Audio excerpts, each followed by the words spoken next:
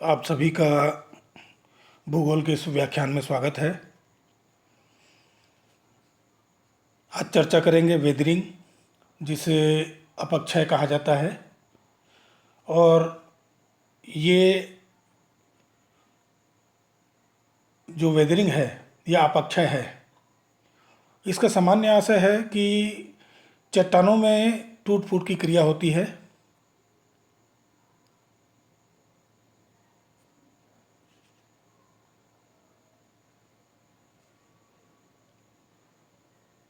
ये paper first का part है, यूनिट सेकंड, अपक्षय वेदरिंग।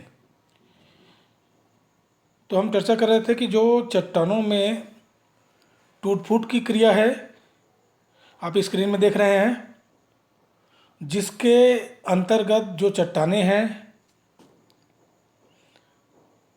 वो विघटित हो जाती है या वियोजित हो जाती है और ढीली पड़ जाती है, फिर वो टूट के अपने स्थान पर ही बिखर जाती है।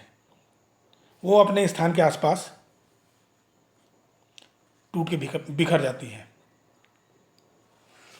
वास्तविक में जो अपक्षय की जो क्रिया है वो स्थैतिक क्रिया है। इसमें वायुमंडलीय कारकों के कारण धरातल की जो सतह है उसकी चट्टान टूटते फूटते जाती है, या फिर विशेष रासायनिक जो क्रियाएं हैं उनके इफेक्ट से या प्रभाव से वहीं पर वो अपघटित होती रहती हैं।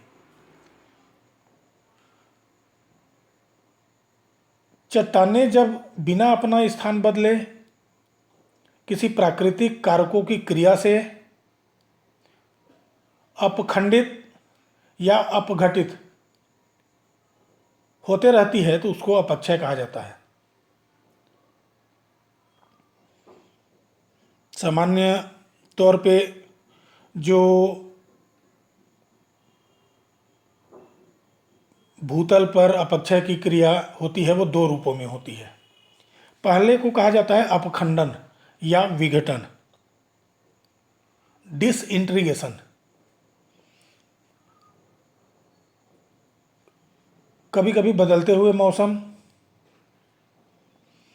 और वायुमंडल की क्रियाएं, जिसमें ताप, दाब, हवा, हिमवृष्टि, जल, इनके प्रभावों से चट्टान अपने स्थान पर ही टूट टूट कर छोटे छोटे कणों में या बालू, रेत में बदल जाती है। तो इसे अपखंडन या भौतिक या इसी को यांत्रिक अपक्षय भी कहते हैं। इनमें चट्टानों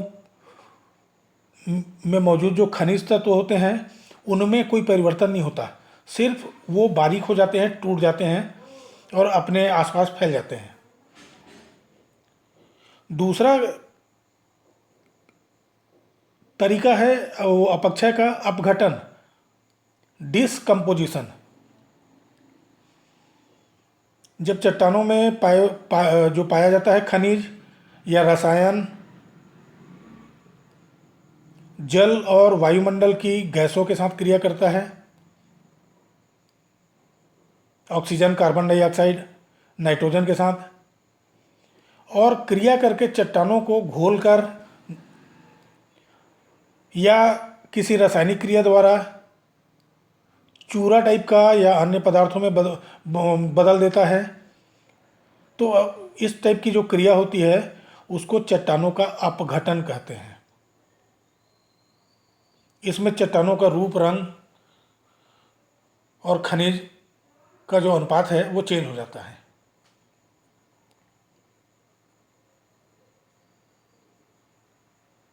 तो ये दो तरीका है अपघटन, अपक्षय होने का। एक को कहा जाता है अपघटन, दूसरे को कहा जाता है विघटन या अपखंडन। आप स्क्रीन में देख रहे हैं। वास्तव में जो वातावरण की नई दशाओं के अंतर्गत चट्टानों की पुनर्व्यवस्था को ही अपक्षय कहते हैं। चट्टान बना, लेकिन वहाँ का वातावरण है उसके साथ उसका तालमेल होगा और वातावरण के जो तत्व हैं वो उसको प्रभावित करेंगी। उसके हिसाब से जो चट्टान है उसकी पुनर्व्यवस्था होगी, और कुल मिला के यही अपक्षय है। देखते हैं कि जो अपक्षय है उसको नियंत्रित जो करते हैं, जो चीज़ अपक्षय के ऊपर प्रभाव डालती है या कंट्रोल करती है, वो कारक कौन कौन से हैं। चलिए सबसे पहले कारक में आते हैं, तो इसके अंतर्गत चट्टानों का संगठन या संरचना। देखिए चट्टानों का जो संगठन या संरचना है वो काफ़ी हद तक अपक्षय की क्रिया और उसकी मात्रा को निर्धारित करता है।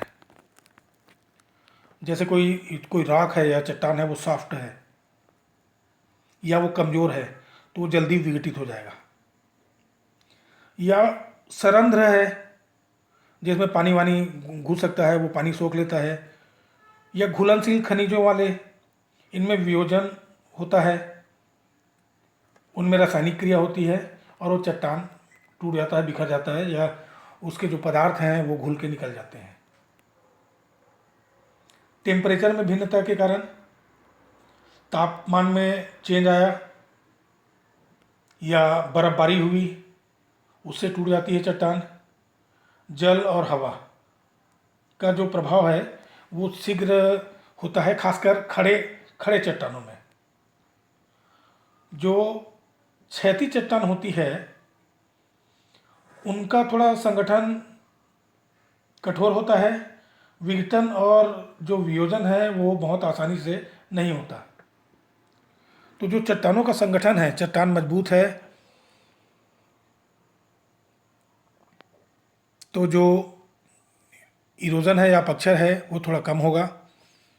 चट्टान नरम है या घुलनशील है या रंध्र वाला है तो उसका जो है अब अपक्षय तेजी से होगा। दूसरे जो कारक है उसके ऊपर बात करते हैं, स्थल के ढाल का स्वभाव। देखिए जो ढाल है वो अपक्षय को दो रूप से प्रभावित करती है। मैकेनिकली जो ढाल है वो उत्पन्न जो चट्टानें हैं तो वो चट्टानी जो चूर्ण है उसको सरकने के लिए को सर्वाधिक नियंत्रित करता है, खिसक जाता है। आप पहाड़ी क्षेत्रों में चल दीजिएगा, ढाल अगर तेज है तो थोड़ा सा भी अगर उसमें डिस्टरबेंस आया तो वो लुढ़क जाएगा। और यांत्रिक अपक्षय के कारण जरा भी थोड़ा बहुत विघटन हुआ, हवा के कारण, पानी के कारण, तुषार के कारण,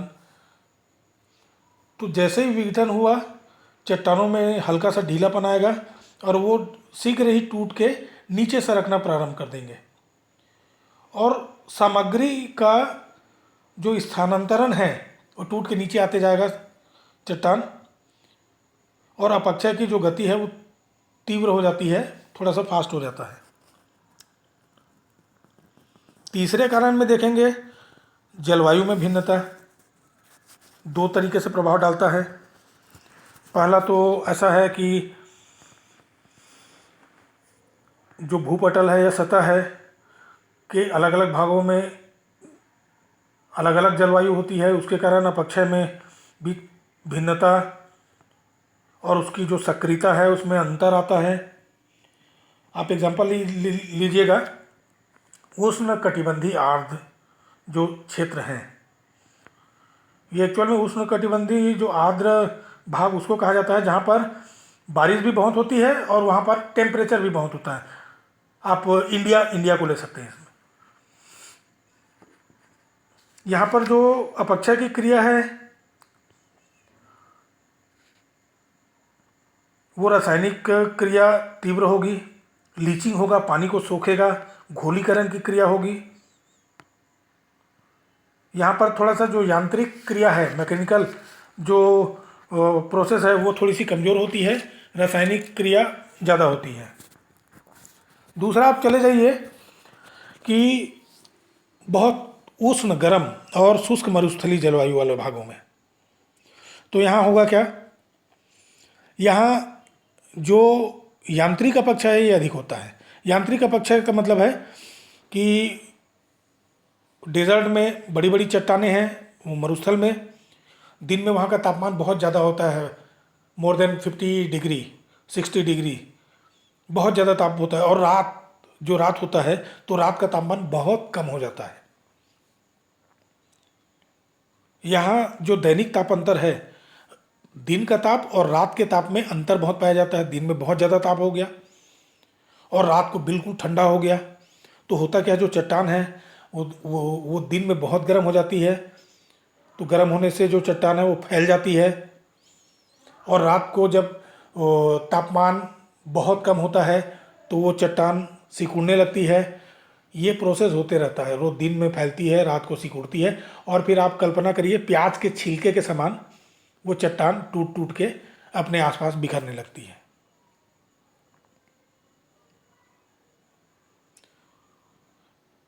ये तो हो गया वो मरुस्थलों में। लेकिन यदि धरातल में, पूरे धरातल में बर्फ जम गया है या बर्फ से आच्छादित हो गया पूरा धरातल, तो वहाँ पर फिर न तो यांत्रिक अपक्षय होगा न तो रासायनिक, वहाँ अपक्षय स्थगित हो जाता है, पूरा बर्फ में ऐसा ढक गया। तो एक ही जगह में मौसमी विभिन्नता के कारण भी ये अपक्षय की क्रिया तेज होती है। मानसूनी क्षेत्रों में, जैसे हमारे क्षेत्र में वर्षा ऋतु आई तो बहुत पानी गिरा, वियोजन हो गया, घुल घुल के जो चट्टानें हैं वो टूट टूट के निकलने लगी।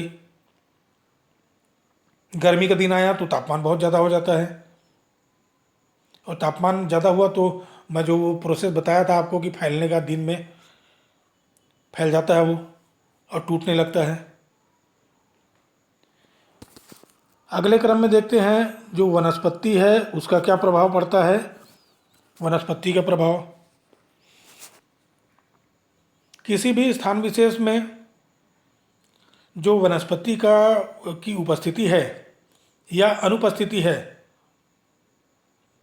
वो अपक्षय के स्वभाव, अनुपस्थिति का जो प्रभाव है वो अपक्षय के स्वभाव पर भी पड़ता है। एक नज़रिए से देखें तो जो वनस्पति है वो अपक्षय का कारक भी है, या दूसरे तरीके से देखें तो वो जो वनस्पति है वो अपक्षय में बाधक भी है, अवरोधक है। एग्जाम्पल ले, जो वनस्पति है वो जड़ों से चट्टानों को जकड़े रहती है, जिससे चट्टानों का संगठन मजबूत हो जाता है और उसके छाया से वो ताप से बचे रहता है। जिन भागों में वनस्पतियों की स्थिति होती है, वनस्पति ज़्यादा होता है, वहाँ पर अपक्षय थोड़ा सा लिमिटेड होता है, सीमित होता है। दूसरा, इसके संदर्भ में वनस्पति का जो जड़ है वो कई प्रकार के कीड़े मकोड़े होते हैं जो चट्टानों को धीरे धीरे विघटित कर देते हैं। कई बार वृक्ष की जो जड़ें हैं वो चट्टानों के अंदर चल देती है, और उनका जो ज्वाइंट है चट्टान का, जब वो मोटी होती है तो वो उस ज्वाइंट को विस्तृत कर देती है और वो चट्टान टूटने लगता है। तो इस तरीके से ये जो वनस्पति है वो कहीं कहीं पर बाधक भी है तो कहीं कहीं पर वो कारक भी है। चलिए आगे चलते हैं।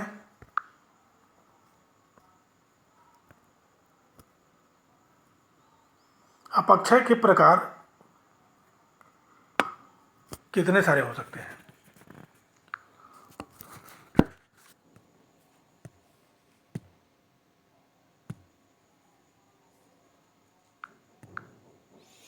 अपक्षय के प्रकार कितने सारे हो सकते हैं, तो मोस्टली 3 टाइप के ये जो वेदरिंग है वो पाया जाता है। अपक्षय 3 प्रकार का होता है। पहला यांत्रिक या भौतिक अपक्षय, दूसरा है रासायनिक अपक्षय, और तीसरा है प्राणी वर्गीय अपक्षय। यांत्रिक अपक्षय के अंतर्गत ये जो 4 चार जो आप देख रहे हैं स्क्रीन में, जल, सूर्यातप, तुषार और वायु, ये आते हैं। इसको सामान्य तौर पे देखें तो जो जल है, यांत्रिक अपक्षय के कारण जल घोल के ले जाता है अपने साथ चट्टान और खनिजों को, या रगड़ देता है। बहता हुआ जल इसका प्रमाण है कि वो रगड़ते रगड़ते ले जाता है। आप देखे होंगे नदियों में पहाड़ों की को काट के लाई गई जो वो सिल्का है या रेत है, उसको आप देखते हैं। तो बहते हुए जल में चूने के क्षेत्रों में जो बहता हुआ जल है वो चूने को घोल के निकल जाता है। वैसे सूर्यातप, अभी हमने चर्चा की कि सूर्यातप के कारण वो चट्टान फैल जाता है। टेम्परेचर कम हुआ तो वो सिकुड़ जाता है और इस प्रोसेस में चट्टानों का विघटन होने लगता है। तुषार है जो बर्फबारी है, उससे वो चट्टानों से टकराती है, चट्टानें टूट जाती है। तो इस तरीके से जो यांत्रिक अपक्षय है वो कई प्रकार का होता है। जो वायु है वो अपने साथ जो कण ले जाती है, रगड़ देती है, चट्टानों को रगड़ देती है, धीरे धीरे वो उसको विघटित कर देती है।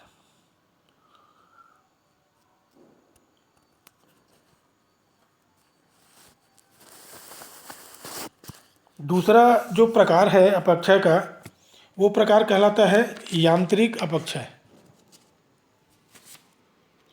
यांत्रिक अपक्षय में मुख्यतः तीन जो रूप है वो पाया जाता है, और वो है ऑक्सीकरण,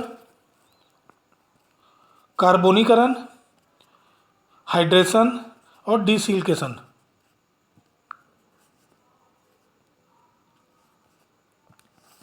ऑक्सीकरण की बात करेंगे कि ये ऑक्सीकरण होता क्या है।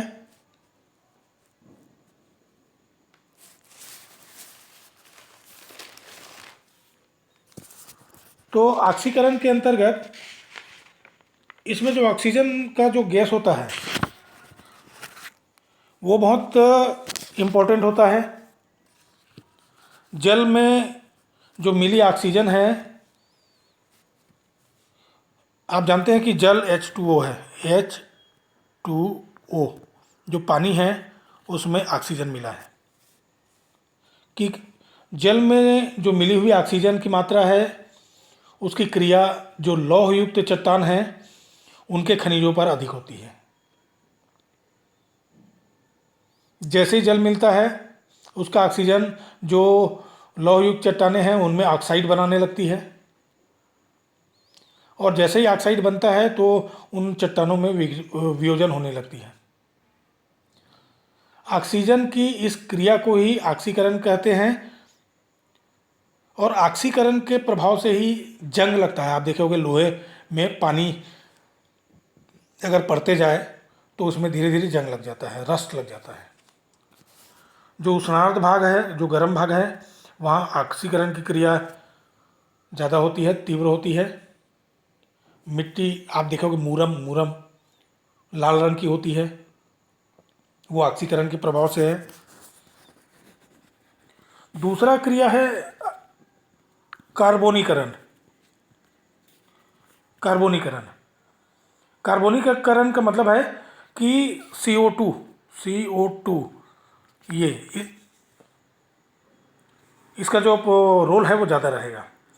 जब carbon dioxide gas, CO2 gas का मिश्रण जल से होता है तो कई प्रकार के कार्बोनेट का निर्माण कर देता है, और ये जो कार्बोनेट है वो जल में घुलनशील होते हैं। CO2 प्लस पानी,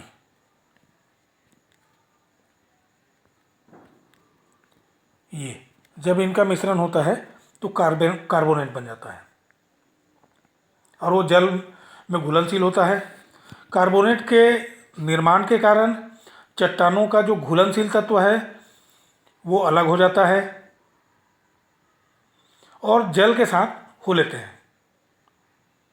इस कारण कार्बोनेशन को घोलन या सॉल्यूशन की जो क्रिया है ये भी कहा जाता है। एग्जाम्पल, चूने का पत्थर,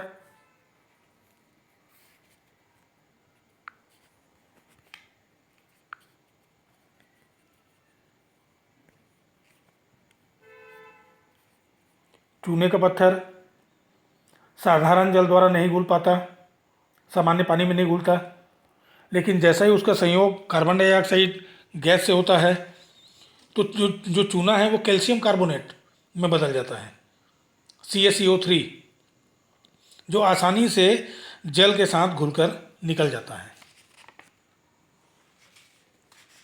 तीसरे क्रम में है हाइड्रेशन। ये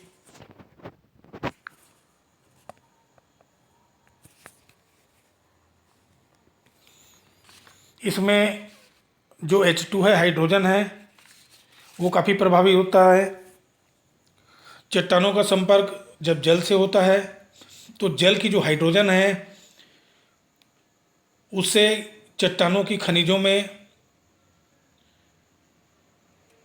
हाइड्रोजन के साथ क्रिया होती है।